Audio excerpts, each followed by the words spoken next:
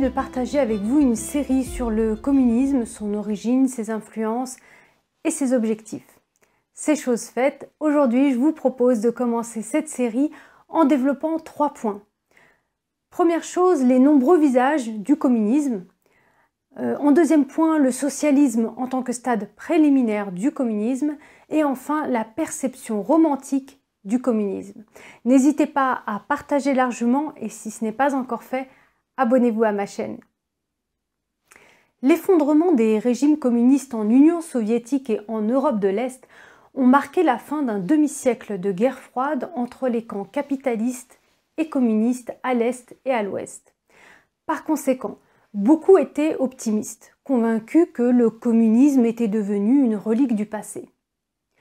Cependant, la triste vérité, c'est qu'une idéologie communiste métamorphosée s'y est substituée et s'est ancrée dans le monde entier. Il y a des régimes communistes purs et simples, comme la Chine, la Corée du Nord, Cuba, le Vietnam.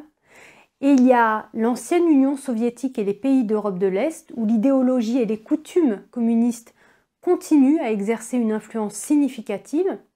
Il y a les pays africains et sud-américains, lesquels tentent le socialisme sous la bannière de la démocratie et du républicanisme.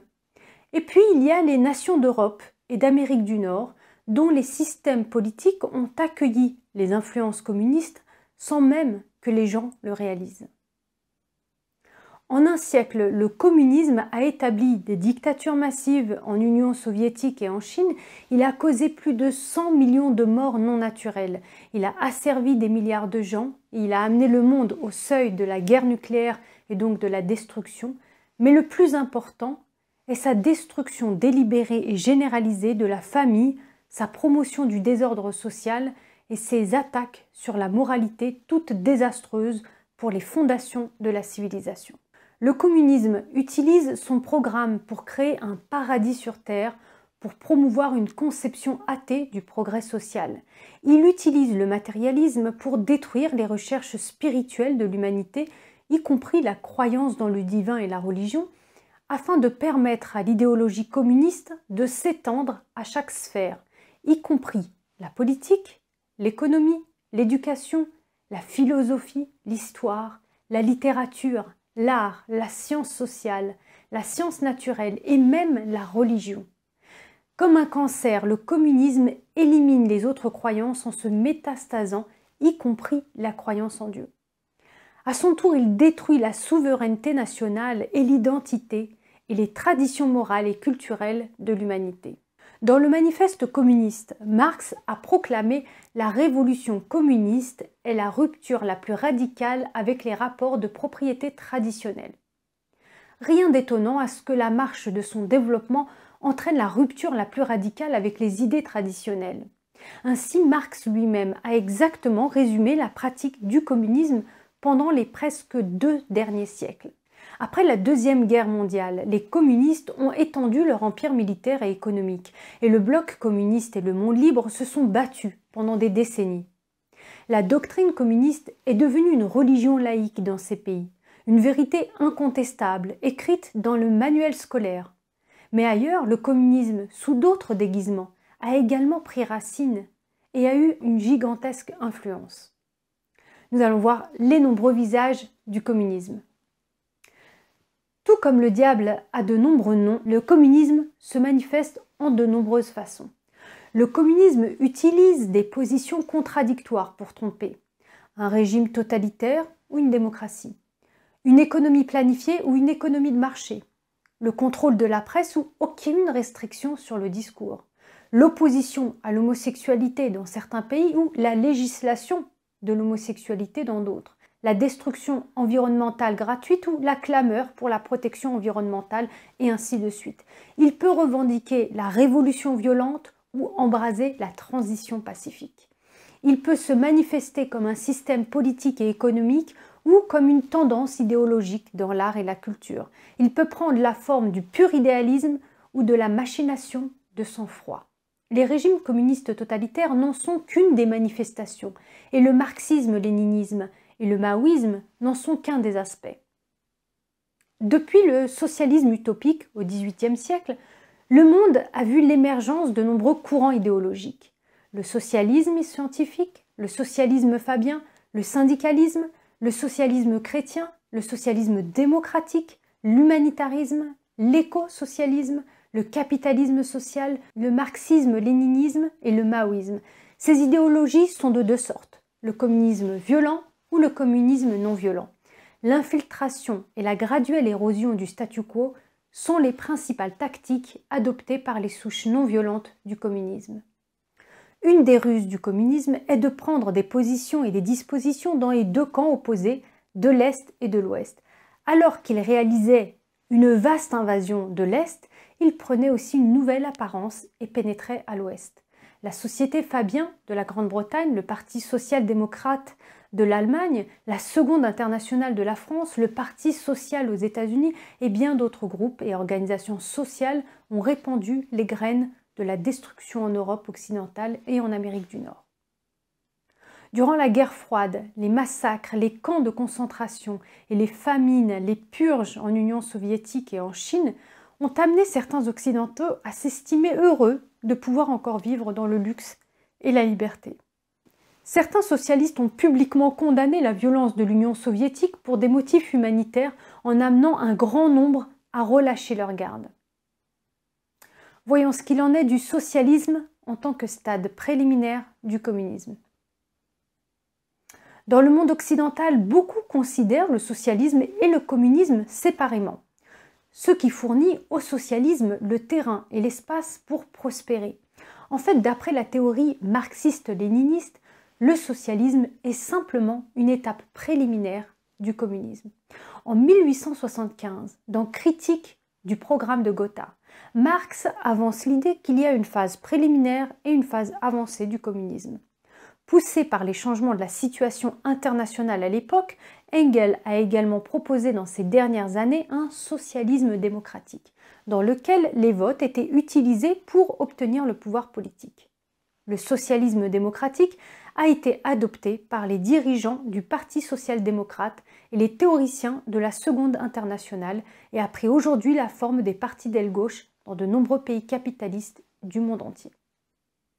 Lénine a établi des définitions claires du socialisme et du communisme. Il a considéré le socialisme comme étant la phase préliminaire du communisme et le communisme comme étant développé sur la base du socialisme. Ainsi, il est clair que le socialisme a toujours fait partie du marxisme et du mouvement de l'internationale communiste. La propriété publique et l'économie planifiée du socialisme appartiennent à la préparation initiale pour le communisme. Actuellement, alors que les branches du socialisme ou les doctrines de l'aile gauche populaire en Occident semblent n'avoir superficiellement aucun lien avec le communisme, elles sont simplement des formes non violentes du communisme. Au lieu de la révolution violente, les votes en Occident sont un moyen non violent d'obtenir le pouvoir. Au lieu de la propriété publique pure et simple, les taxations élevées dans les pays occidentaux jouent le même rôle. Au lieu d'une économie planifiée par l'État, les systèmes de sécurité sont des formes alternatives utilisées pour éroder le capitalisme. Les partis d'aile gauche dans les pays occidentaux considèrent la sécurité sociale, le système de santé, comme un aspect important de la réalisation du socialisme. En condamnant les crimes du communisme, la violence et le massacre ne devraient pas être les seuls objectifs.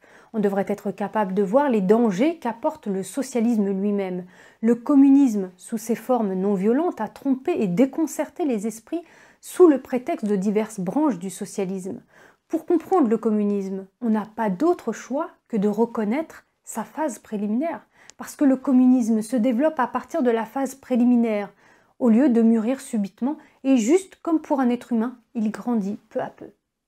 Certains États socialistes ou États-providence en Occident aujourd'hui utilisent l'idée du Commonwealth pour sacrifier les libertés individuelles. Les citoyens dans ces pays gardent certaines libertés politiques parce que la marque du socialisme doit encore être bien développée. Cependant, le socialisme n'est pas un concept statique. Les pays socialistes fixent l'égalité des résultats comme le but principal. Ils sont tenus de priver les gens de leur liberté. Le socialisme subit aussi une transition inévitable vers le communisme, le résultat étant que les gens seront continuellement dépouillés de leur liberté individuelle. Si un pays libre devenait en une nuit un régime totalitaire, le contraste drastique entre la propagande et la réalité laisserait la plupart des gens sous le choc. Beaucoup se révolteraient, ou du moins résisteraient. Cela conduirait à des coûts élevés pour un régime totalitaire, et le régime aurait probablement besoin de commettre un massacre de masse pour éliminer la résistance. C'est d'ailleurs une des principales raisons pour lesquelles l'Union soviétique et la République populaire de Chine se sont engagés dans des massacres de masse de leurs propres citoyens en temps de paix. À la différence des régimes totalitaires, les socialistes dans les États démocratiques érodent peu à peu les libertés des gens par la législation, comme la métaphore de la grenouille en train de bouillir. Le processus d'établir un système socialiste prend des décennies et des générations, laissant les gens peu à peu indifférents, insensibles et habitués au socialisme. Tout cela renforçant la supercherie. L'essence et l'objectif de ce type de socialisme graduel ne diffèrent pas en substance de la forme violente. Le socialisme utilise l'idée de garantir des droits égaux à travers la législation, mais en réalité, il fait reculer les valeurs morales et prive les gens de la liberté de tendre vers la bonté. Dans des circonstances normales, les gens de toutes sortes varient naturellement dans leurs croyances religieuses, leurs critères moraux, l'alphabétisation culturelle, les contextes éducatifs, l'intelligence, la force morale, la diligence, le sens des responsabilités, l'agressivité, l'innovation ou encore l'esprit d'entreprise. Bien sûr, il est impossible d'imposer l'égalité en élevant soudainement ceux au niveau inférieur. Alors à la place, le socialisme restreint artificiellement ceux au niveau supérieur. En particulier en termes de valeurs morales, le socialisme de l'Occident utilise des prétextes comme l'antidiscrimination, la neutralité des jugements de valeur ou le politiquement correct pour attaquer le discernement moral fondamental. Ceci équivaut à une tendance d'éliminer la moralité en tant que telle. Ceci est arrivé avec la légalisation et la normalisation de toutes sortes de discours antithéistes et profanes, des perversions sexuelles, l'art démoniaque, la pornographie, le jeu, la consommation de drogue. Et le résultat est une sorte de discrimination inverse contre ceux qui croient en Dieu et aspirent à l'élévation morale, dans le but de les marginaliser et de finalement s'en débarrasser. Voyons à présent la perception romantique du communisme. Encore aujourd'hui, il y a de nombreux Occidentaux qui entretiennent des fantasmes romantiques à propos du communisme. Pourtant, ils n'ont jamais vécu dans un pays communiste et subi la souffrance qui y règne. Et donc, n'ont aucune compréhension de ce que le communisme signifie en réalité dans la pratique. Lors de la guerre froide, de nombreux intellectuels, artistes, journalistes, représentants politiques et également des jeunes étudiants du monde se sont rendus en Russie, en Chine ou à Cuba comme touristes ou voyageurs. Ce qu'ils ont vu, ou plutôt ce qu'on les a laissés voir, était totalement différent de la réalité vécue par les gens de ces pays. Les pays communistes ont perfectionné leur du prix des étrangers. Tout ce que les visiteurs étrangers ont vu était soigneusement élaboré pour correspondre à leur goût, y compris les villages, les usines, les écoles, les hôpitaux, les garderies, les prisons modèles. Les réceptionnistes qu'ils ont rencontrés étaient des membres du parti ou d'autres considérés comme politiquement fiables. Les visites étaient répétées. Ils étaient accueillis avec du vin, des fleurs, des danses, des chants, des banquets, des jeunes enfants et des fonctionnaires souriants.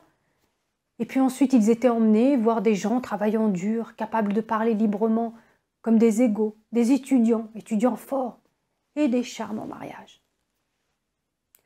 Ce qu'ils n'ont pas vu étaient les procès pour l'exemple, les condamnations de masse, les lynchages de la foule, les sessions de lutte, les kidnappings, le lavage de cerveau, l'isolement cellulaire, les camps de travaux forcés, les massacres, le vol de la terre et de la propriété, les famines, la pénurie des services publics, l'absence de vie privée, l'écoute illicite, la surveillance, le flicage omniprésent des voisins et des informateurs, et les brutales luttes politiques au sein du leadership et le luxe extravagant de l'élite. Ils n'ont en particulier pas pu voir la souffrance des simples gens. Les visiteurs ont pris à tort ce qu'ils avaient mis en scène à leur intention pour la norme dans un pays communiste. Ils ont alors promu le communisme en Occident à travers les livres, des articles, des discours, et beaucoup d'entre eux ignoraient qu'ils avaient été leurrés. Un petit nombre a bien vu les fissures dans l'édifice, mais beaucoup d'entre eux sont alors tombés dans un autre piège. Ils se sont vus eux-mêmes comme des compagnons de route et ont adopté l'attitude chinoise de ne pas laver le linge sale devant des étrangers. Les massacres, la famine, la répression des pays communistes, ont-ils raisonné, faisaient simplement partie du coût de la transition vers le communisme. Ils étaient confiants que si le chemin menant au communisme était tortueux, le futur était brillant. Ils ont refusé de dire la vérité parce que cela noircirait le nom du projet socialiste. Manquant de courage de dire la vérité, ils ont choisi